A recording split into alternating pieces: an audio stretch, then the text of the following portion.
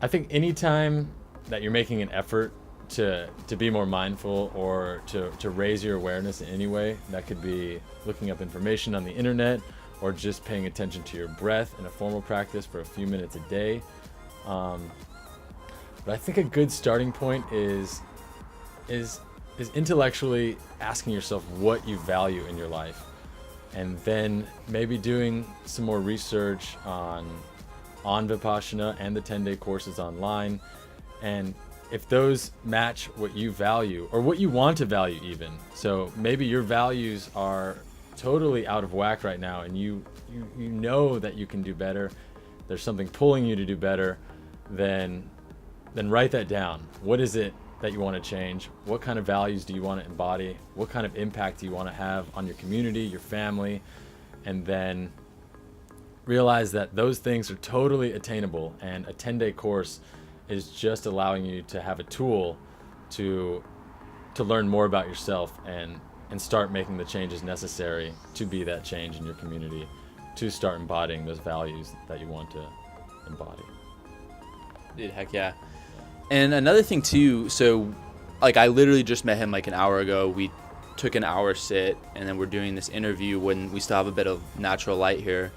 But when I noticed when I first met you, you were super present in the conversation, and just like really present, really good eye contact, and there was a lot of presence there. And I've noticed that actually a lot with people that have done a lot of meditation, that their social skills have advanced in a strange way. You're not socializing as much, but when you do socialize, it's really high quality.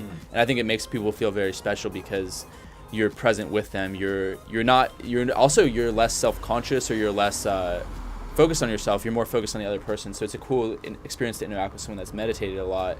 Were you always like that? And maybe David's filming this, maybe he could reflect, but have you noticed Bradley change, like in the way that he looks and responds in conversation? Yeah. I mean, in my opinion, Bradley's always been someone who's, very present, and wants people to feel special. Okay.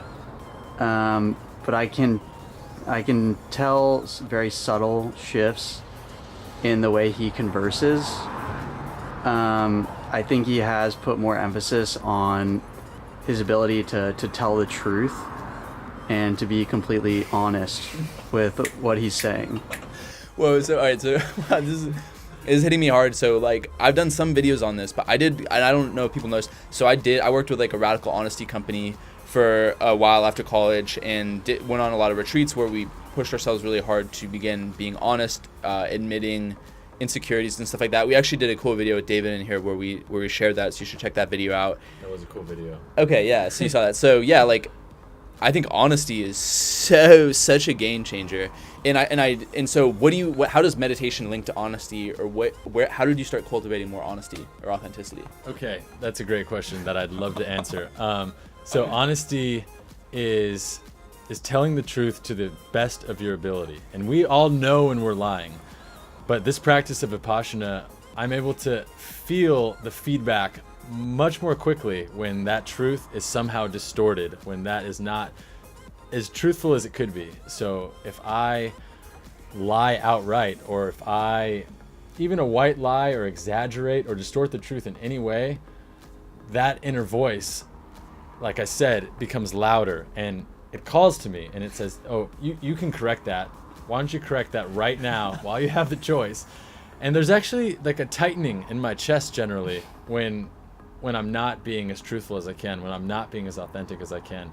So that feedback allows me to break the loop, because if I wasn't aware of my sensations, then the result of my dishonesty might come later along, but it's challenging to actually connect what's happening when later on with actually the dishonesty that first took place. So that time frame shortens and shortens until the feedback is nearly instant, and I can make that correction much quicker and start a positive feedback loop where I am thankful to be able to tell the truth. I am telling the truth more, and I'm seeing the results of telling the truth even more quickly. So, what are the results? Because why should people tell the truth? Well,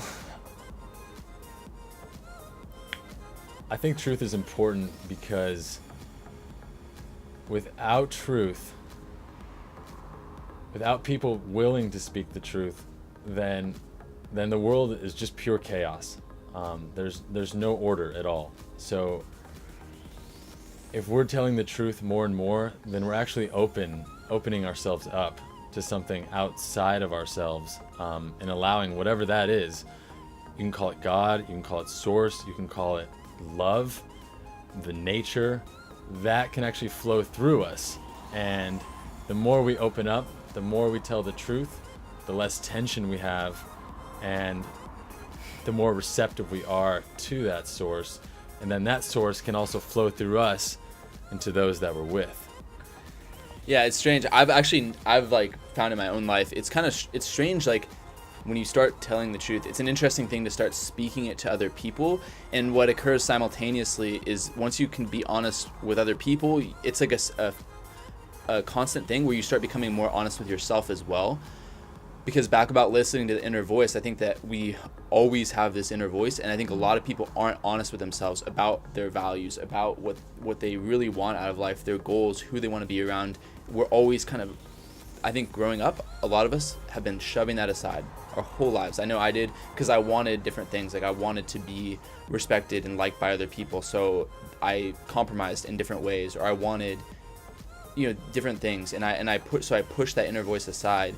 And so I think that when we can speak to other people, like physically speak the truth or share insecurities or secrets or things that we've been hiding, but we start also speaking the truth to ourselves, which is probably the most important thing, because then you start living an authentic life. You start meditating or doing really, enjoyable, cool things that advance you as a person. So on that note, I mean, how old are you?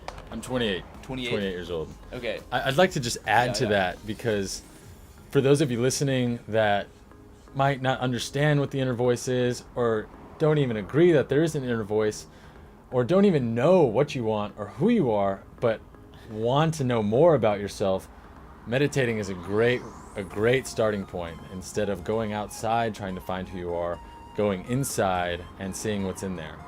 So if you are questioning, I don't even know what I want to do, I don't know the person I want to be, well, maybe starting inside is a good starting point. Totally. So you're 28 years old, and I think that that's so special at in the 20s to take a significant amount of time away from modern society. A lot of young men our age are interested realistically in acquiring as much money as possible and having sex with as many women as possible. That's it's kind of a joke, but it's kind of true as well.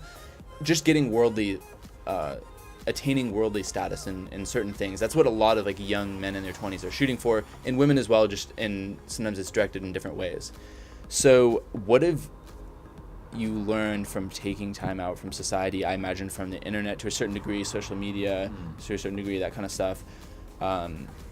You're not pursuing wealth creation, in terms of monetary wealth creation, or you're not pursuing women, I imagine as well, when you're at the center. Right. So what is that experience like as a 28-year-old male to be doing something different than most 28-year-old males in that sense? Well, I'm growing a lot at the center. I've made significant sacrifices to make this growth, but it's also allowed me to grow my compassion for those stuck in the society, because I too was stuck in society, and I was living a very a normal post-college life. I worked for a corporation and found myself disillusioned. So I've made sacrifices for this. How do I want to say this?